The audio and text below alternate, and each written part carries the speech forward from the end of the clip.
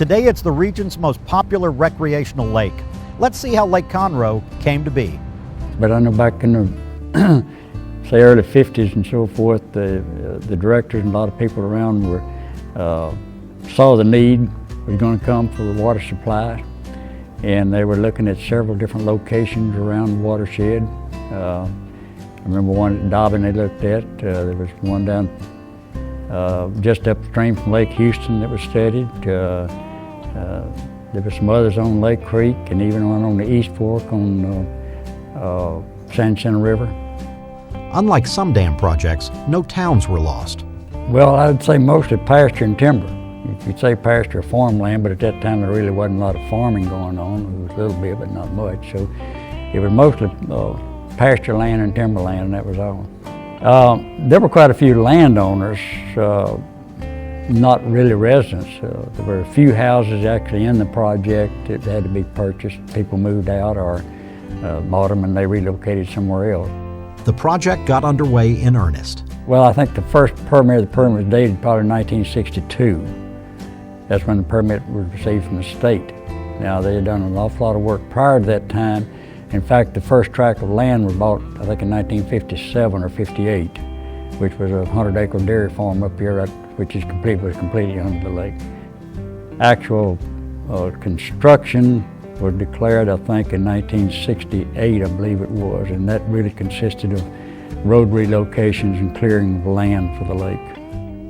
H.B. Zachary Company got the job to build the dam, while the San Jacinto River Authority and TxDOT built roads. Dam construction lasted from 1970 to 73. There was a temporary dam built about 2 miles, maybe 3 miles north of the current dam site. It was a fairly small structure. I think it had one small sluice, hand-operated sluice gate on it, where they could release storm water out of it, but its primary mission was to retain floodwaters off of the construction site. The toughest part was probably getting the core trench, which Ike talked about. That's a foundation that goes down to good clay, and then new clay is hauled in and mixed into the bottom of it to get a good seal, and then filled all the way in. The trench is the center of the embankment that you see. There's clay in the center, and then there's kind of a select fill on it, and then a random fill, and then there's a small rock called bedding material, and then riprap, large rock that you see on the dam that protects the slopes on it. The dam sits on a sandy foundation. It's kind of like on a beach. When you put the sand down and pack it, it's just as hard as can be. You can walk on it, you can drive on it, do whatever you want. And that was the foundation for the dam. Gates were designed, built, and installed. The water discharges underneath the gate. The gate is raised up by a series of cables. The gates were built in Dallas, fabricated in Dallas, in many pieces. And one gate we put together in Dallas, just with temporary pins and things to be sure that we had the right configuration and that it would fit down here. Rock protects the structure. The rock actually came by rail to Conroe.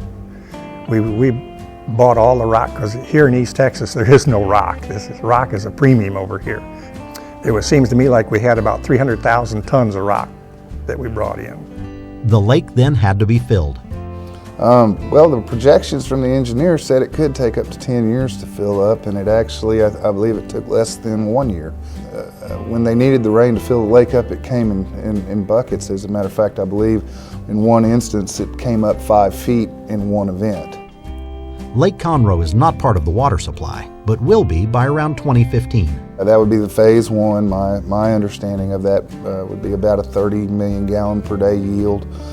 Plant built somewhere possibly near the dam site that would supply water to the woodlands in Conroe area. Parks and Wildlife made sure the fish got off to a good start. Not only did they stock the temporary lake itself, but many of the farm ponds that were going to be inundated and any other dependable water sources that they could a stocking program through Texas Parks and Wildlife Fisheries Division ever since. Every year they're stocking, monitoring the different fish populations and stocking whatever type of fish that their studies indicate need to be stocked. Use of Lake Conroe has changed over the years. And it evolved slowly from primarily fishing as we got more and more residential development around the shore over the years into more and more of a recreational lake. Although early in the mornings, especially on weekdays, you'll still see those bass fishermen out there doing their thing when it's quiet. I'd be guessing, but it wouldn't surprise me for us to have 5,000 or 6,000 vessels on this lake on a really pretty summer day. I think without a doubt it is the most densely used recreational lake within driving distance of Houston. The biggest change of all has occurred in the area around Lake Conroe. It's pretty hard to explain and convince people the difference in what it was then and what it is now. When we first started out here, there were no subdivisions around, you might say, no development, a few houses here and there on properties that was out there. The growth around here is tremendous. I can't believe how this place took off. Even Conroe was a sleepy little town when we were here.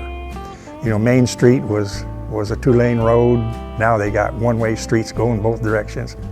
Coming out 105, went through a huge highway that used to just be a little two-lane road with half a shoulder on each side, and no buildings of any kind, all woods on both sides. And of course now as you look around and you see development all around the lake, and in fact I've read where there's now probably no more land available to develop right on the shoreline of Lake Conroe. Well, that's it for this week. Thanks for watching. We'll see you next time on Postcards from Texas.